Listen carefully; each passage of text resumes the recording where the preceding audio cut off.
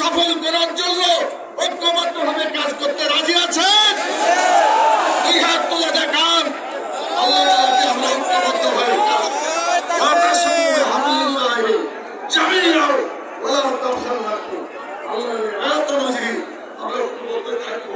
সেই আহ্বান জানিয়ে নামাজের আর বেশি সময় নেই, আমরা উচিত করবেন, সেজন্য সময় একটু কম নিয়েও আমি আমার কথা শেষ করছি।